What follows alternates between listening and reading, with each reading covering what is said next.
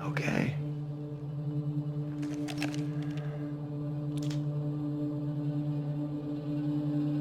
Get on your knees.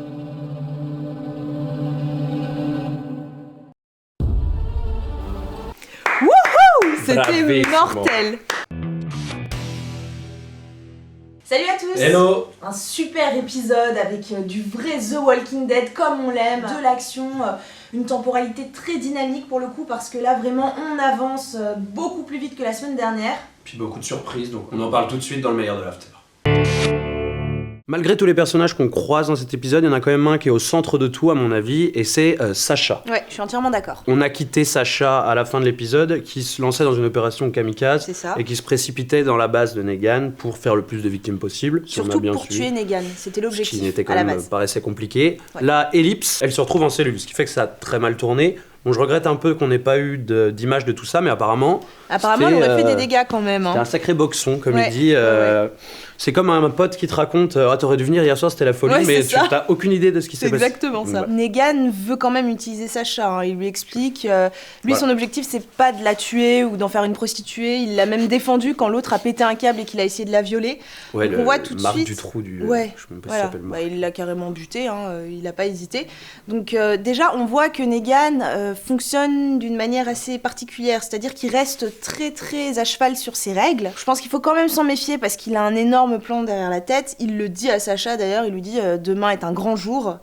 Il dit tout le temps ça. That's gonna be a big Ouais, day. mais là je pense que pour le coup il le dit pas pour rien. Il va vraiment envoyer du lourd et il va utiliser Sacha contre Rick ou pour retourner le cerveau de Rick. C'est un j'en sais avantage rien. quand même d'avoir. On apprend au passage que il a eu vent, on ne sait pas vraiment comment, mais que Rick et sa bande préparaient une petite teuf. Ouais. Et il a besoin de Sacha, à mon avis, pour en savoir plus sur ce plan qui se prépare du côté de Rick. Peut-être convaincre Rick qu'un affrontement armé, c'est pas la solution, qu'il y a encore Ouais. des choses à faire pour aller de l'avant sans que ça soit un Ouais. vrai bain de sang. Il veut instaurer son système qui pour moi s'apparente plus à une dictature qu'à autre chose. Donc même si au fond, mais en cherchant bien au fond dans son esprit un peu tordu, ses attentions sont plutôt bonnes, on va dire, Mhm.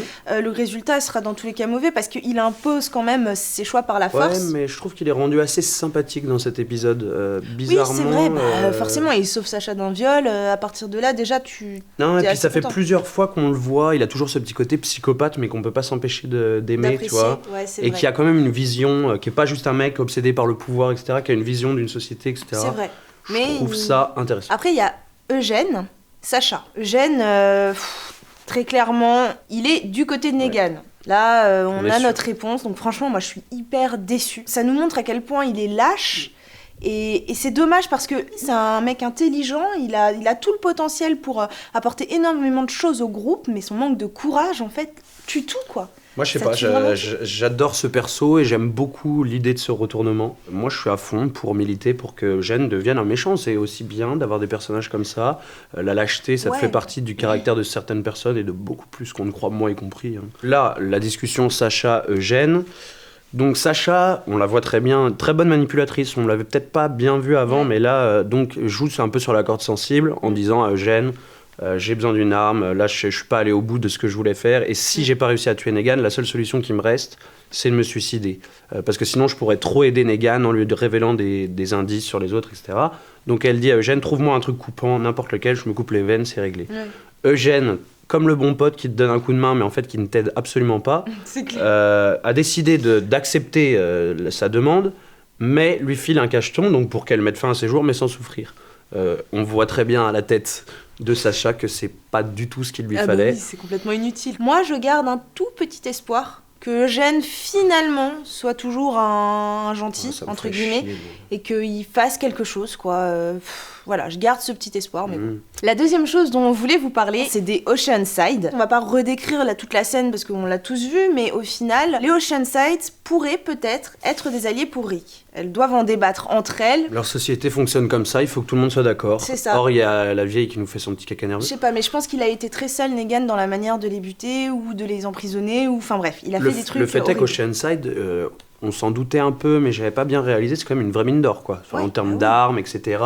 Rick se sert de ses armes pour aller faire son deal avec les Garbage Kids, et on entend même qu'il en prend un peu plus parce qu'il faut se réarmer eux-mêmes, Alexandria, pour être prêt pour l'affrontement final. Il a attaqué Oceanside, mais sans vouloir faire aucune victime. Il n'y a pas eu le gros bourrin qui débarque, machin. Ouais. C'est que des diversions, des explosions pour leur faire peur. Ça se passe hyper rapidement, c'est rythmé.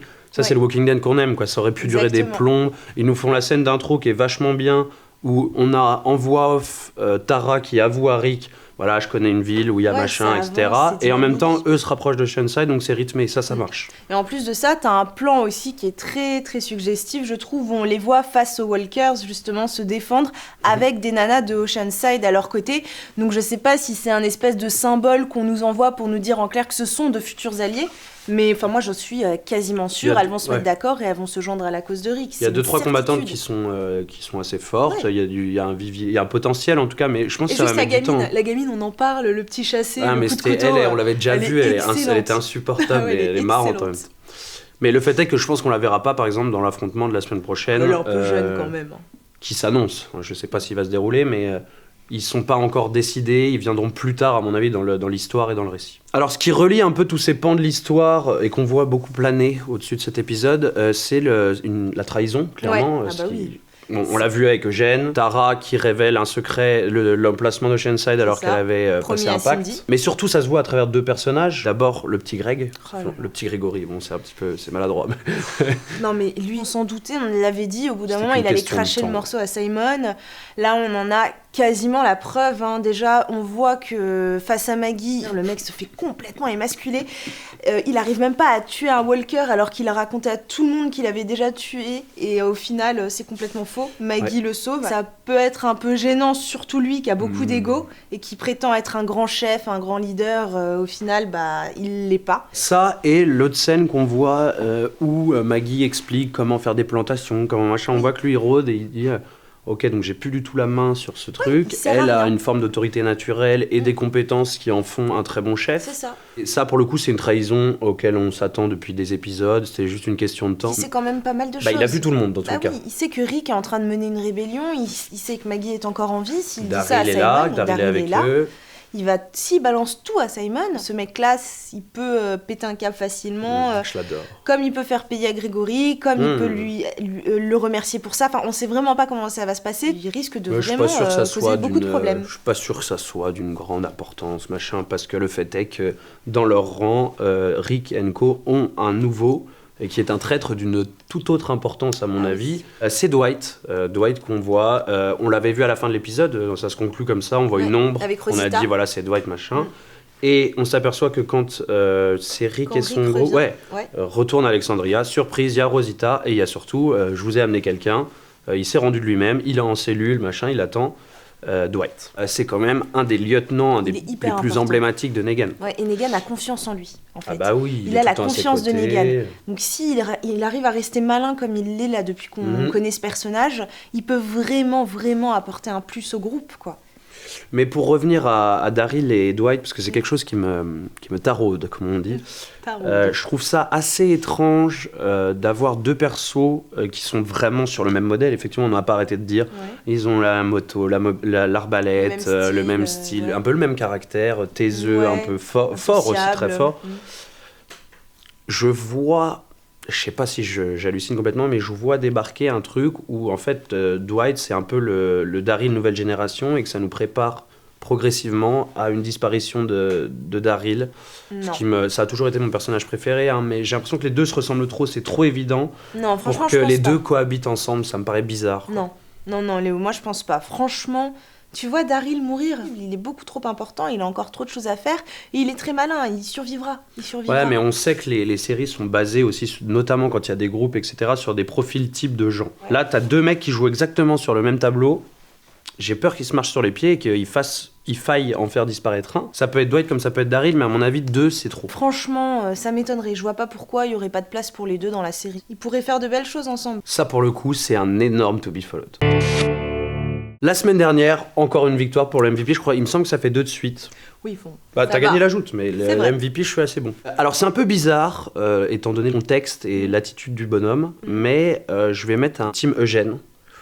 Je trouve qu'en termes de construction du récit, le fait que Eugène bascule petit à petit aux côtés de Negan, je trouve ça hyper intéressant. Et j'aime bien quand un personnage change d'avis, se réveille un peu et se dit bon bah en fait peut-être que je serai plus en sécurité là, je peux avoir des opportunités. J'aimerais que ça réveille un peu, je l'ai vu dans les commentaires, je me souviens plus du nom de cette personne mais on l'affichera sûrement en bas. Quelqu'un qui nous parle du côté psychopathe refoulé, un peu, tu vois ce côté très intellectuel, qui joue sur les mots, qui intellectualise tout et qui en même temps n'a pas d'empathie, n'a pas de rapport très humain avec les gens.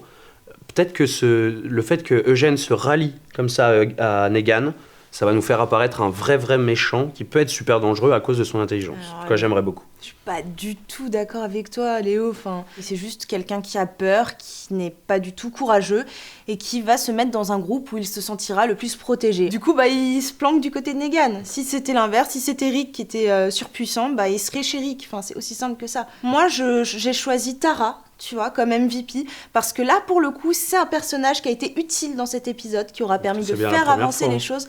Oui, mais on t'exagère. Tara, c'est un bon personnage. Franchement, c'est un bon personnage. Et là, pour le coup, grâce à elle, ils ont récupéré des armes. En plus de ça, elle a été très maligne dans les négociations. Elle a vraiment fait de son mieux. Elle a réussi à garder son sang-froid. À un moment donné, tu vois que... pistolet sur la tête, c'est très bien passé. Ouais, elle a quand même géré, quoi. Elle a dit à Michonne de ne pas tirer. Elle a essayé de convaincre la chef du clan, éviter les morts. Et franchement, elle a fait les choses bien. J'ai pas vraiment d'affection pour ce personnage. Non, on s'en fout que t'aies pas d'affection pour elle. Non, mais je te le dis. Le plus important, c'est de choisir un personnage. Par exemple, elle mourrait demain, ça me ferait, mais... C'est horrible. C'est un personnage qui a eu une place importante dans cet épisode, elle a apporté des choses, elle a fait avancer l'intrigue, donc pour moi, je vois pas pourquoi ce serait pas elle le MVP de cet épisode, alors que Eugène n'a servi strictement à rien, à part donner une pilule avec du poison à Sacha. Voilà, il a rien fait d'autre. Du coup, votez pour moi s'il vous plaît, soyez logique, Team Tara. Je pense que c'est assez simple, Team Eugène, vous allez pas voter Tara. Team Tara, ça n'a aucune allure. Cette semaine, énormément de choses dans les complots du web. On s'approche de la fin de saison, donc forcément tout le monde commence à s'exciter un peu. Et bizarrement, le nom qui revient le plus, c'est Simon, mon petit personnage, un de mes persos préférés, en tout cas qui me fait hurler de rire. Déjà, première chose, dans la bande-annonce générale de la seconde partie de saison, on le voit dans une sorte de course-poursuite infernale en voiture avec Rick. Oui, c'est vrai. Sachant que c'est le dernier épisode, c'est pas très difficile de s'imaginer que ça va arriver la semaine prochaine. Ouais. Simon va être au cœur aussi de la machine avec ce dont on vient de parler, c'est-à-dire le petit Greg qui doit dénoncer un peu cette machination qui est en train de monter Rick. Or, le début de saison, on le sait tous, a commencé par la mort d'un des lieutenants de Rick et proche ami, Glenn. Et on peut mettre Abraham aussi dans le même sac. Mais... Donc, beaucoup de gens se disent, est-ce que l'épisode prochain, on verrait pas la mort, pour une fois, d'un des lieutenants de Negan, c'est-à-dire Simon. Bonne idée, moi je suis assez pour et je trouve ça plutôt pas mal. Alors moi j'ai trouvé autre chose, c'est un tweet de Télé 7 jours. Télé 7 jours qui parle de Norman Reedus, l'acteur de Daryl, qui évoque une fin à la Braveheart. William Wallace, il s'appelle le personnage joué par Mel Gibson. Il finit quand même torturé, puis exécuté, et vous voyez c'est la scène mythique où il hurle liberté, mais il se fait quand même buter. Horrible. Donc est-ce que ça veut dire que cette fin de saison et cet épisode 16 va voir la mort d'un des personnages clés au nom de la liberté contre Negan, etc. C'est pas impossible. Beaucoup de personnages peuvent assumer ce rôle de martyr parce qu'on a des Morgan, Sacha, Eugène aussi, si effectivement il a un sursaut de... Voilà, pour moi c'est un peu le quintet gagnant. Non, la triplette de Belleville. Je perds complètement. La triplette de Belleville. C'est ce qu'on appelle la triplette de Belleville. Je sais pas si t'as vu, moi je voulais parler d'un dernier truc parce que ça m'a fait rire. Étant donné le rythme des derniers épisodes et la lenteur du truc. C'est Scott, comment il s'appelle ? Scott Grimple, qui verrait bien sa série s'arrêter en 2030. Toutes les séries qui ont duré trop longtemps, à la fin c'est pourri, ça marche plus, etc. Moi j'ai toujours été partisan du 4-5 saisons, très solide, très machin, type Breaking Bad, où là c'était hyper carré du début à la fin. Je pense qu'il y a une possibilité pour que ça tienne s'ils creusent justement sur le côté Walkers et sur le virus. Faut savoir s'arrêter, comme Game of Thrones a pris la décision. Les mecs ont décidé, voilà, il reste 2 saisons, il y aura 6 épisodes dans chaque, c'est réglé, nous on veut que ça soit carré et que le récit tienne. Voilà.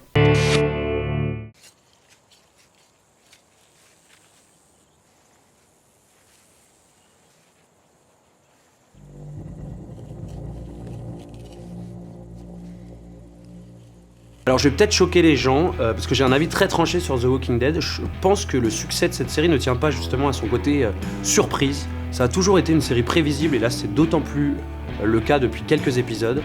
Je peux à chaque fois quasiment deviner ce qui va se passer à l'épisode suivant. Il n'y a jamais de mort, de Red Wedding comme on en voit dans Game of Thrones, il n'y a jamais de mort surprenante. Et ça me gêne un peu. Le succès de The Walking Dead, c'est le suspense, le frisson. Effectivement, c'est hyper bien fait et j'adore cette série. Mais jamais j'ai eu l'impression d'avoir été complètement estomaqué. Je ne suis pas du tout d'accord avec Léo. Déjà, quand il dit qu'il arrive à prévoir, à voir un petit peu à l'avance ce qui se passe, pourquoi s'est-il trompé la semaine dernière par rapport à la réunification de fin de saison? Enfin voilà, c'est juste un exemple qui montre que dans The Walking Dead, on peut parfois, oui en effet, se douter un petit peu de ce qui se passe, mais on peut aussi être surpris. On a eu quand même des morts assez choquantes qui nous ont retourné le cerveau, on a eu des événements auxquels on s'attendait pas du tout, ça reste The Walking Dead.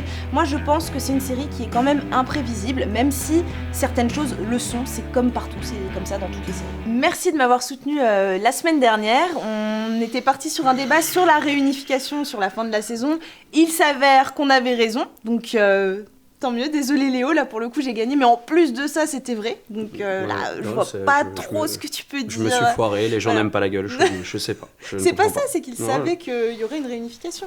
Donc voilà, enfin bref. Écoutez, continuez à voter pour moi, en tout cas pour l'ajout de cette semaine. J'espère que vous serez aussi d'accord avec moi là-dessus, donc Team Valérie. Team Léo, mes arguments sont imparables cette semaine, je pense que là il faut vraiment que je gagne. Pour cet épisode, j'ai mis la note de 4 sur 5, c'est une bonne note, c'est mérité. On retrouve tous les codes de The Walking Dead, on avance bien, c'est dynamique, les choses se font rapidement, on retrouve un peu de fight avec leur combat à Oceanside face aux Walkers, enfin voilà. Pour moi, tout est là, c'est une note, je pense, qui est méritée. Moi j'ai mis 3,5 parce que, ok, honnêtement, c'est un des meilleurs épisodes de la saison avec le premier, je pense. Mais putain, j'en ai tellement marre, excusez ma grossièreté, hein, mais c'est comme d'habitude quoi.